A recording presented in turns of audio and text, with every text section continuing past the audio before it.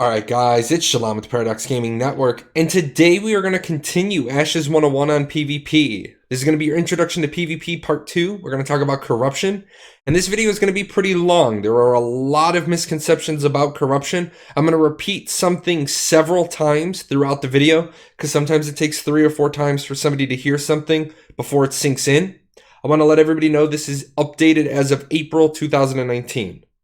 So when we talk about corruption, we're going to talk about it in 2 ways. We're going to talk about the game mechanics, and corruption is the penalty for murder. And then we're going to talk about the lore, because it's what caused the Exodus, and it's also the explanation for some of the mechanics and why they work the way they do. Now you'll notice I have the word murder in red. This is my term, and it is my term for the very specific 2-step process of flagging for PvP and killing an individual who remains a non-combatant and does not defend themselves.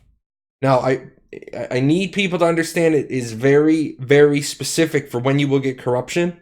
So the commonly used terms of PKing, ganking, griefing, and murder, these are not going to be synonymous for Ashes of Creation. So I need everybody to be very cognizant of what word they use in order to stop other people from having confusion, because some people think PKing and ganking are the same thing, and they're not. PKing is just player killing. There will be a time and place to kill other players that you get no penalty, and then there will be a time and place where you would grief somebody, but again, you're not going to get corruption because you griefed them, but you didn't murder them.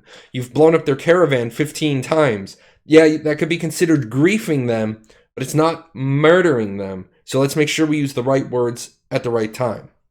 So what that means is corruption happens outside of the open world battlegrounds system, also known as meaningful PvP. And if you don't know what I mean by those terms, up there in the upper right hand corner, go watch the overview, because in Ashes of Creation and the way the mechanics work, words are going to matter, so you need to have your foundation.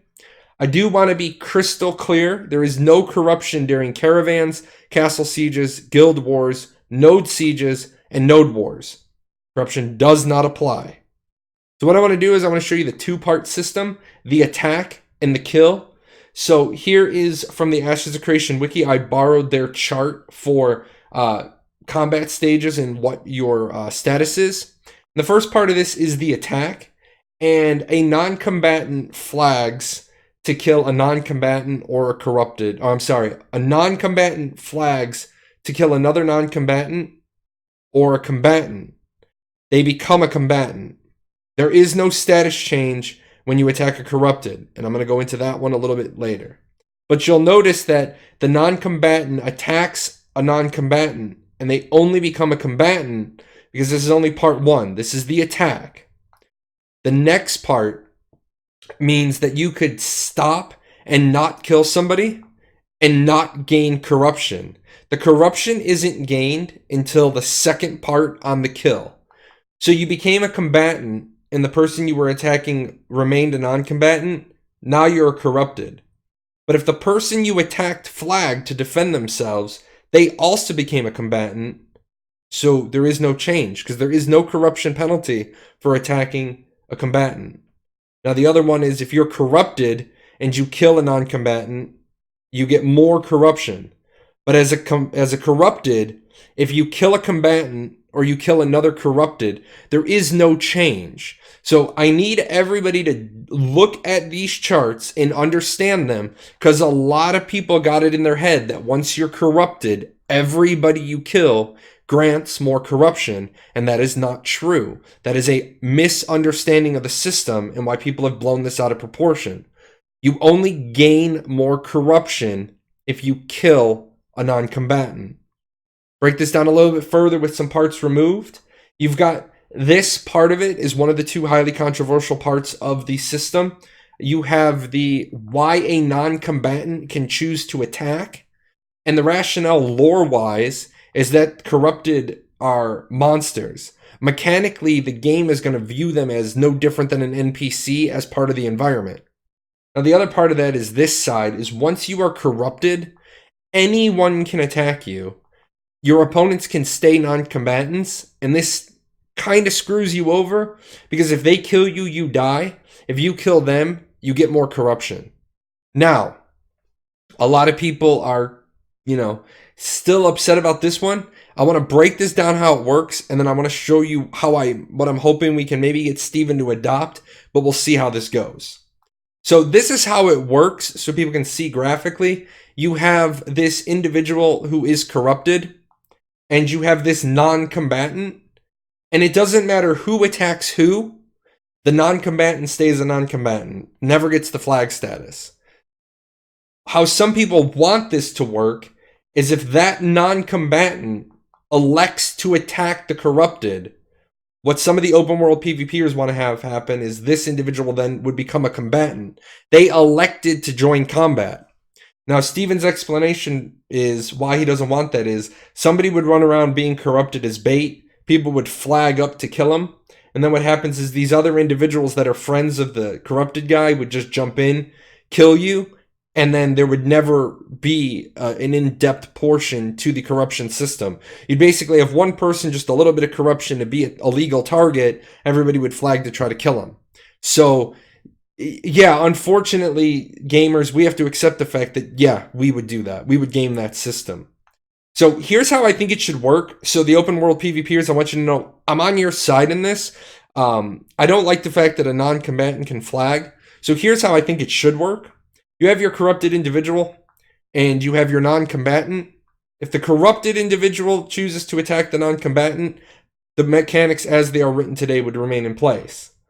But if that non-combatant chooses to be the aggressor and attack the non-combatant, he should have to take the combatant flag, which then would open him up to the situation where he gets jumped by a bunch of people. But that is the price you pay when you sacrifice your non-combatant status.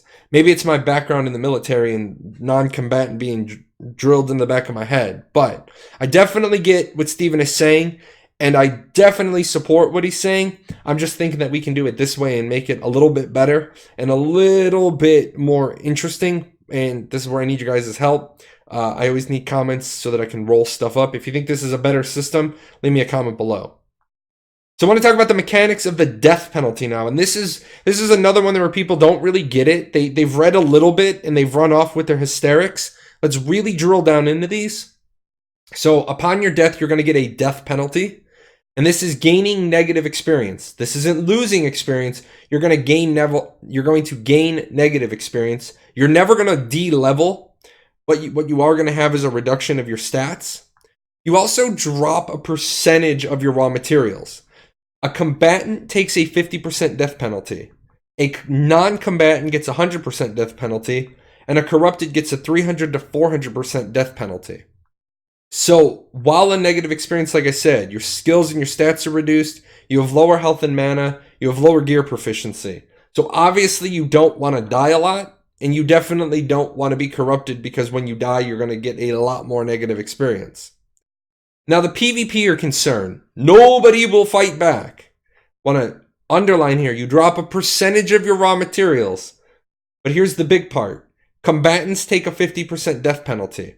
Now, in order to help illustrate this, what I'm going to be doing is giving an example. These are my example numbers for visual education, sample numbers for the concept. I'm going to be using 10,000 negative XP on death and 50% of your gatherables drop. I do not have numbers from Intrepid. These are my numbers so that people can see this whole nobody's going to fight back concept is nonsense.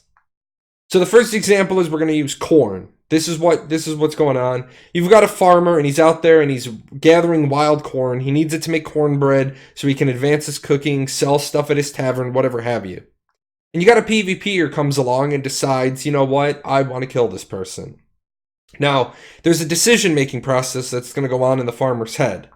Hey, I'm carrying 100 ears of corn, and these are pretty worthless.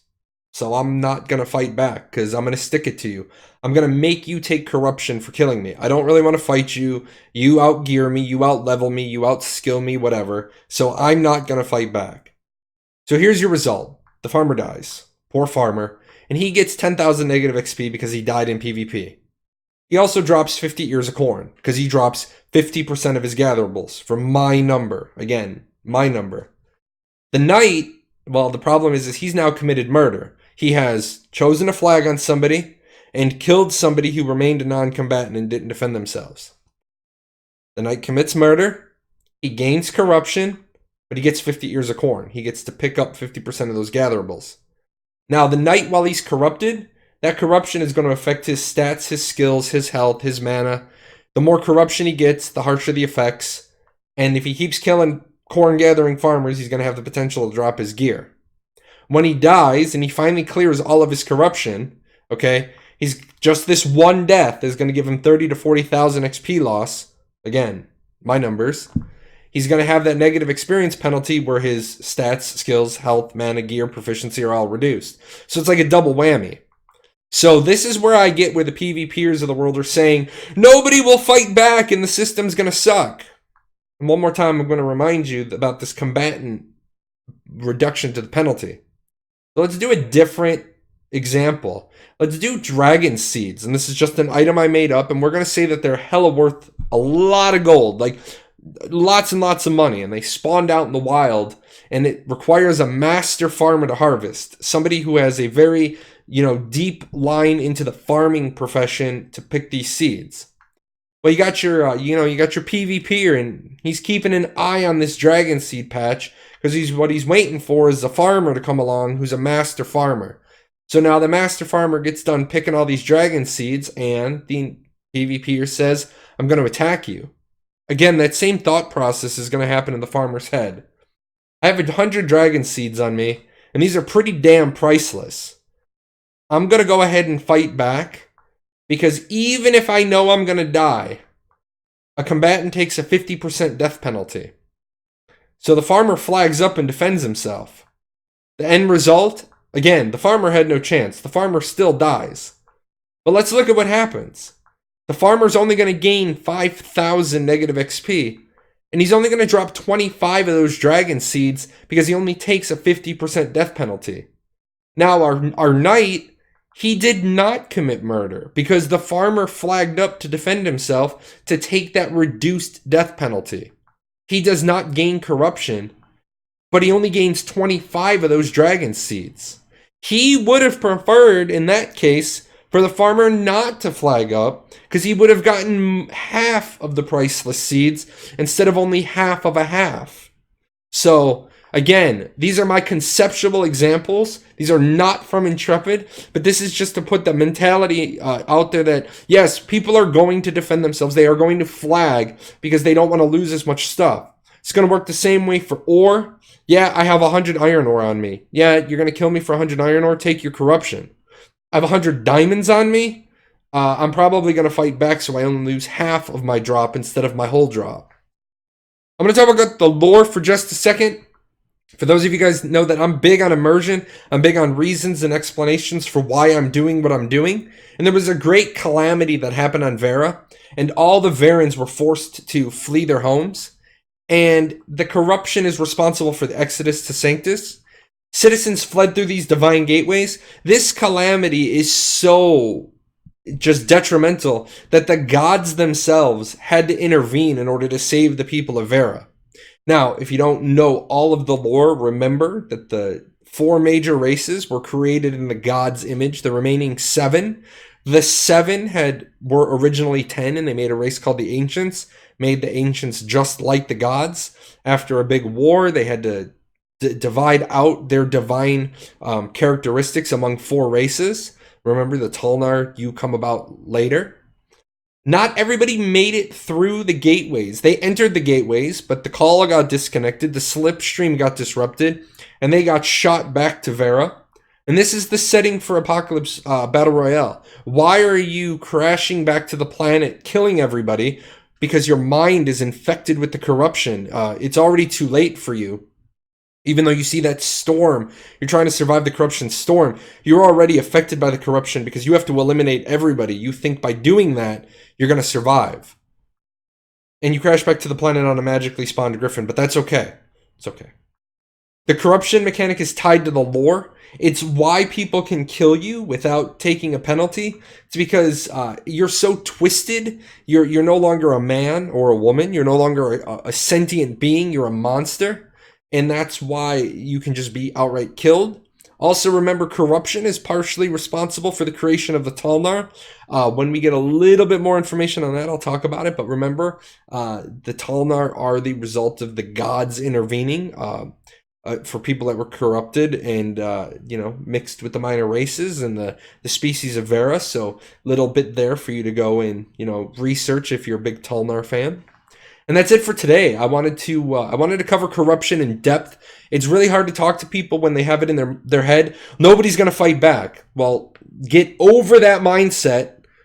Leave some discussion points below that we can clear some of this up. But we got a lot of people that coming in all the time, new players, they say, well, the open world corruption system means nobody's ever going to fight back. I just provided you with an example and a rationale for why people will fight back. And I proved to you, you are right. There are times, yes, you are going to get stuck with corruption because people are just going to stick it to you. You want to talk more? I'm Jahlon, #0001 on Discord. You can get me on my Discord. You can swing by my Twitch while I'm streaming. And as always, big thanks to my sponsors. Without these guys, I wouldn't have money to give away.